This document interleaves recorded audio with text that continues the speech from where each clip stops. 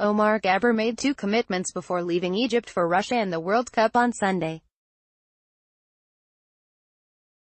One was to his country, which hasn't seen its national team play on soccer's biggest stage in 28 years. The other was to his faith. To make the Egyptian people happy, this is the most important thing, he said. Advertisement, but it's not the only thing.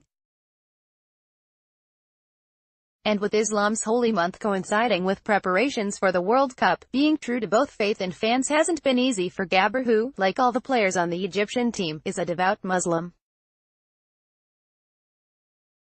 During Ramadan, which ends Thursday, the day the World Cup begins, adult Muslims are required to observe a sunrise to sunset fast during which they must refrain from food and water. Fasting during the holy month is one of the 5 pillars of Islam and a form of submission to a higher authority. But abstaining from food and water can also make training sessions especially difficult, leaving players both weakened and dehydrated. And that's an issue for more than 100 World Cup players from 6 Muslim-majority nations.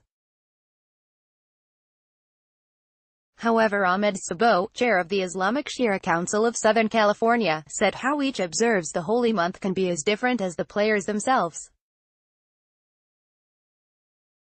Omar Gabr of LAFC heads the ball in front of Jesus Medina of New York City FC during an MLS game at Bank of California Stadium on May 13.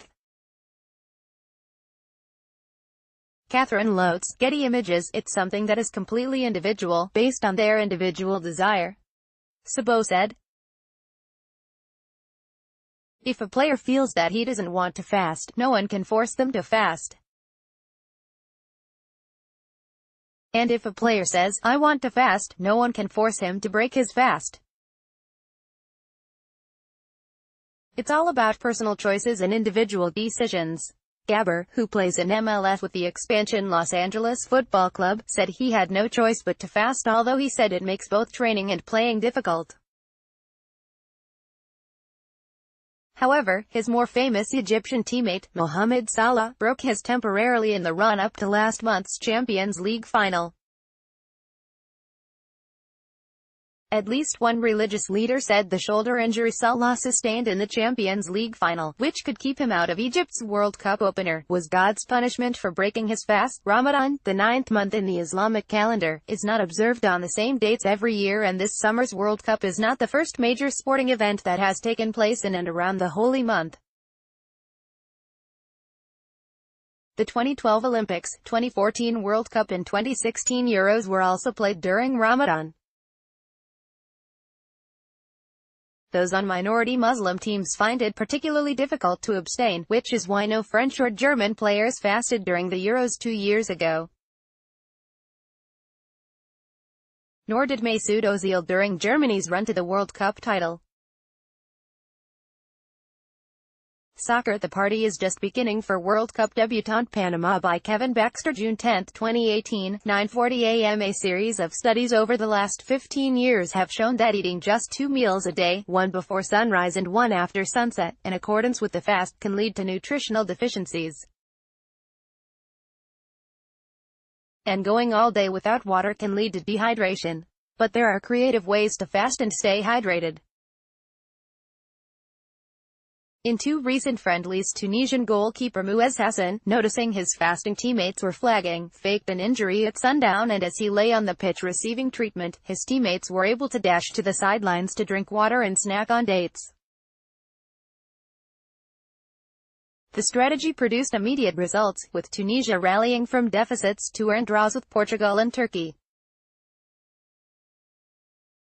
The Ramadan fast is a particularly difficult issue for players from pious Egypt, where broadcasters have been known to interrupt calls of the game to ask God for help if the team is struggling or to offer prayers of thanks when it is doing well. Even the players pray publicly after goals and collectively read from the Quran before games.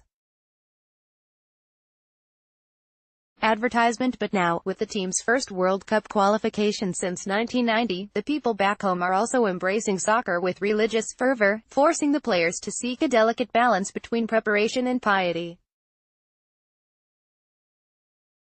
This generation, we have big ambitions, big dreams that we have to achieve, Gabber said. It will not be okay for us, and for the people in Egypt, that we go to play only in the group. We have very good players, we have a very good team, so I'm pretty sure we will advance from the group. Also struggling to accommodate both faith and football is Hector Cooper, Egypt's Argentine coach. Maybe Egyptian players are accustomed to doing this, but I as a Western person am not.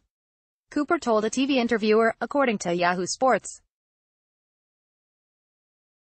How can I train them during the day without water and when they had nothing to eat? Last spring, Egypt's Soccer Federation hired a team of specialists to help Cooper monitor his players.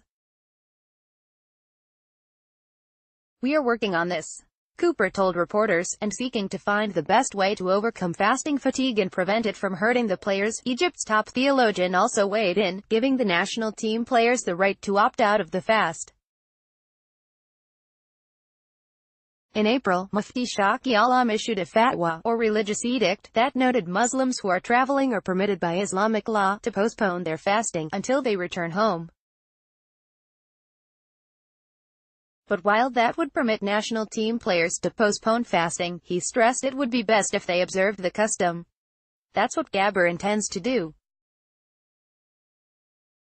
And Sabo, the Islamic Shura Council chair, said other players also believe the spiritual benefits of fasting outweigh the physical risks.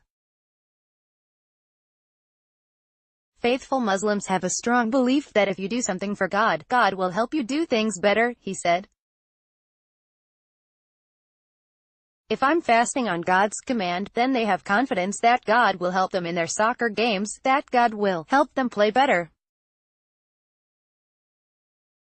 In general, most Muslim athletes practice and exercise while they're fasting with no problem because their body got used to it since they were kids.